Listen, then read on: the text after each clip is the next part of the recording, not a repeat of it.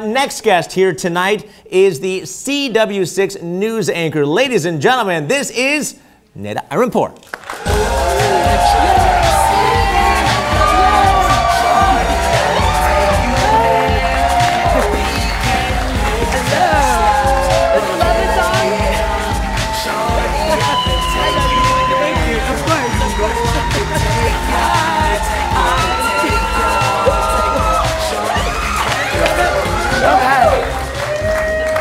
Neda, how are you? It's great to have you here. Thank you. It's great to have you here. It's exciting. It's very exciting. I love what you guys are doing. San Diego definitely deserves this show. We got a lot going on. Yes, definitely. We got a lot going on here in San Diego, and you're a big part of it. Yeah, every single day and night, 4 p.m. and 10 p.m. on CW6, you bring us the news. Oh, I bring There's a lot of crazy news here in San Diego. There's so much crazy news. And by the way, sorry about the HBO thing, but I know people at the CW, so you're good. Do you know somebody? I got people. We can talk to my people. Pass our name around a little bit and let them know what's going on. You haven't been in San Diego very often. You came into San Diego in 2014 from the Lake Tahoe, Reno area, doing the news up there. Yeah. And then just a year ago, you came here to San Diego. It's a dream job. It's a dream job. I mean, who doesn't want to live here? And to do the news here, to get the main anchor job here, I was just shocked. Because it's been 12 years in the making of trying to get a job here. And I kept sending out my VHS tapes, then DVDs. VHS tapes? Yes, it started out that way. In 2002, it started out that way. And then you send your DVDs, and then your Vimeo reels, and now it worked. And now you're here. Yeah. So if I want to get to CW6 or E Channel or HBO, I should start with the VHS. VHS. Okay, so I'll start with the VHS. I got to follow that. You get labels. You FedEx it overnight to everyone. That's what's going to happen. I'm going to have somebody in a horse and carriage actually drive it to them first. I'm going to go way back. We're going to start from the very beginning. It's all about the dedication. Yeah, you know? yeah. Well, it didn't happen overnight. So it took you a while to get here. Now you're in your dream job. It's been a joy having you here in San Diego. Thank you. You know, I saw, it's great to watch you every night. You're a big fitness guru. You love yoga. You just finished a triathlon yesterday. Yesterday, yeah. Are you sore? A little bit. My calves, they kind of hurt. I did the Challenged Athletes Foundation triathlon. So first time ever. I've never done a tri. I always run. But swimming I actually went to the open ocean like 3 days ago before the triathlon.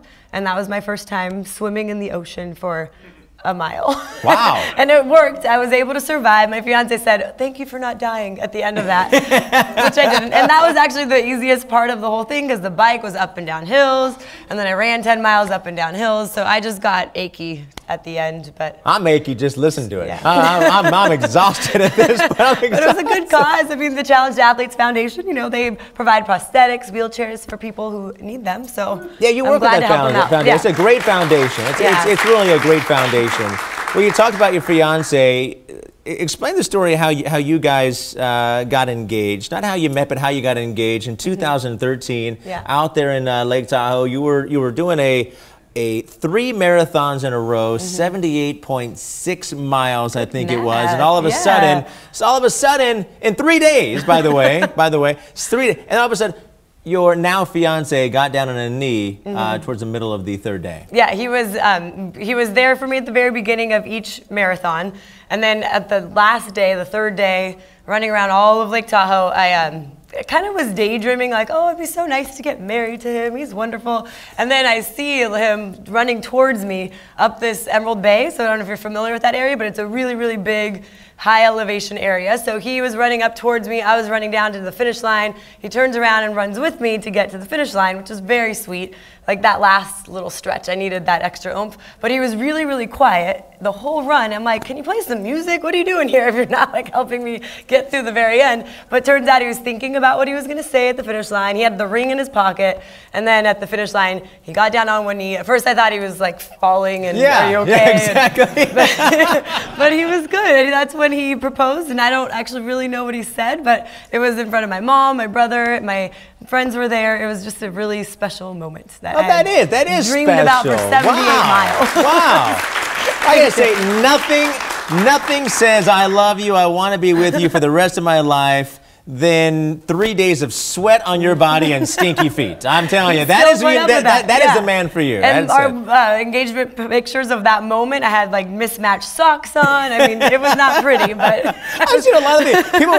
That's a lot of miles to run. You don't stop. No. You don't stop. If you got to go, you go. There is no bathrooms. I'm going to stop and have a Starbucks. I'm going to take a nap here. I mean, that's 3 marathons in 3 days. Yeah. And the Triple Tahoe, I mean, people do it all the time, every year. But it's no stranger to you because you actually were the WBFF, which is the World Bodybuilding Fitness and Fashion. Is that right? Yes, that's what it is. You were all a part. You had your pro card, and we actually have a picture of you up there. It's unbelievable what you were able to do, and you're such an inspiration for so many people. How did you get into the whole fitness thing? I mean, honestly, I just found this obsession, kind of. It became like every single day, lift weights, do tons of cardio, and I literally packaged meals and ate them every 2 hours. It was a little crazy. So now looking back, I'm like, what was I doing? But it was fun for that moment that it lasted. It honestly takes its toll on your body. It's not the healthiest thing to do because you're just eating tilapia and broccoli every meal. And you can't survive off of that, but that's what I had to do to get abs. And sure, I miss my abs a little bit, but I don't want to go back to tilapia. Yeah, see, I'm okay. Well, to just know when you're watching her at 10 p.m. and she's wearing that pantsuit, she can still kick your ass. Yeah. The muscles are there. They're still there. Yeah, I know, muscle memory. There was a story that I saw on YouTube where you got tased. You said, "I'll do it." Yeah. You got tased. Yeah. I mean, why? Doesn't everybody? No, not really, no. It was for a story I did in Reno. At the time, there was a lot of kind of crime happening, and women were doing taser parties. So they were having like Tupperware parties, but these were with tasers. So pink You're and hanging purple out with girls that I've never met before. They wanted to protect themselves. So this woman would come and show out all their tasers, and I thought I should try it, see what it feels like to just, you know, what's it like to get tased? And it wasn't as bad. The buildup was almost worse. I had 2 guys kind of holding me while they were about to tase me, and they were more scared than I was because I was like, bring it on. And I still have like a little scar right there to prove That's your scar right there? Yeah. You have a scar from a party. Scar. Yeah, from a party. Yeah. And it didn't feel that bad. I mean, you should try it. It really takes like 1 zap and you will survive. Haven't had enough of these yet, Neda. Haven't had enough of these yet. He mostly gets maced. I get maced. That seems more painful. I don't like that. I get maced quite a bit.